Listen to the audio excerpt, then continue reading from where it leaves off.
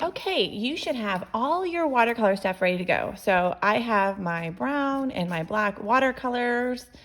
I know I popped them out, so that's how they look at class today. I have some water, I have my paintbrush from my art kit, and I have a piece of paper towel just in case for some spills. So let's review how we do the watercolor. We're going to start with the tree. So I'm going to get my brown out. I have my water. So when we water, we don't want to have a ton of water to swish around and splash something that won't tip over.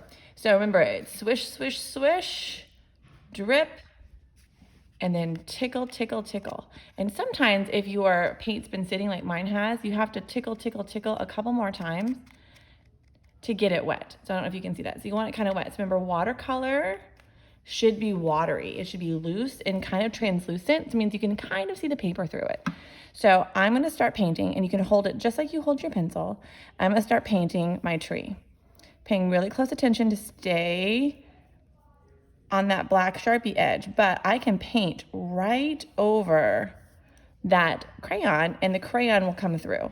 So once your paint starts to like feel scratchy or your paintbrush starts to look like a spider, it means it's thirsty. So remember, swish, swish, swish, drip, tickle, tickle, tickle, and then keep painting. If you want your tree a little darker, you can add a little bit more paint.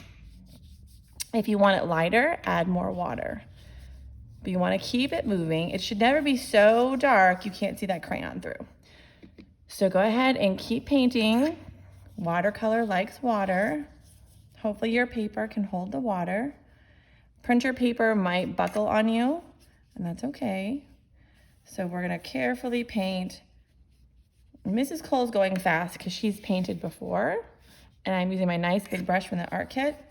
I like this paintbrush because it keeps a nice pointy tip, so it helps you with those edges if you needed it. But you can also do it a little bit on its side and move that paint around. Okay, so I'm pretty happy with that. I'm gonna now paint my branch. So I'm gonna swish, swish, swish, drip, tickle, tickle, tickle. And I'm gonna get in there with the tip of my paintbrush. And I made a kind of big puddle. That's okay, I can move it. So use that paintbrush and move that puddle along and bring it down over here. So I can go back in that puddle I have on my paper and kind of soak it up a little bit and move it over here.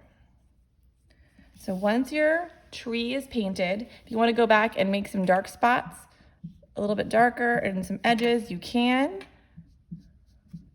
Blend it in again a little bit.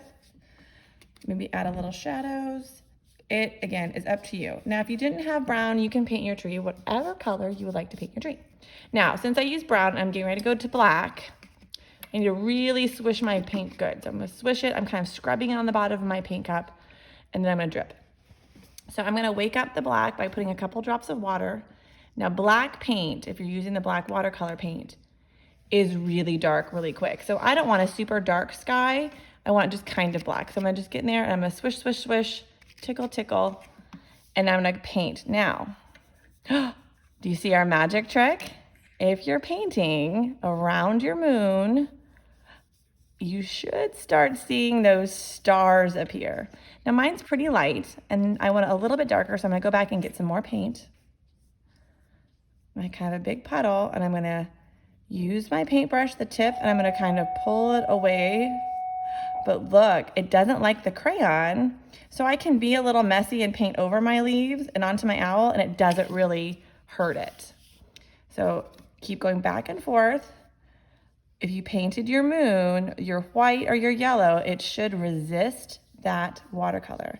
So sometimes it's gonna be darker in areas and lighter than others.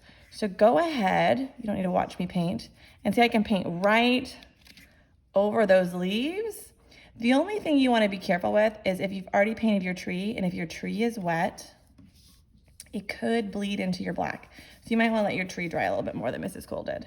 So keep going. You can paint right up to that tree, be careful. See how Mrs. Cole's tree kind of bled a little bit? That's okay. So keep painting your sky, and when you're all done, take a picture, let it dry. Don't pick it up. We don't want any drips. So when you're all done painting, go ahead and let your paper dry, and then snap a picture. Have mom and dad or whoever's at home with you take a picture for me, And that way I can see your beautiful night sky owl. I'm gonna finish watercoloring mine, and I can't wait to see yours. Have a great day. Goodbye, my most amazing artists.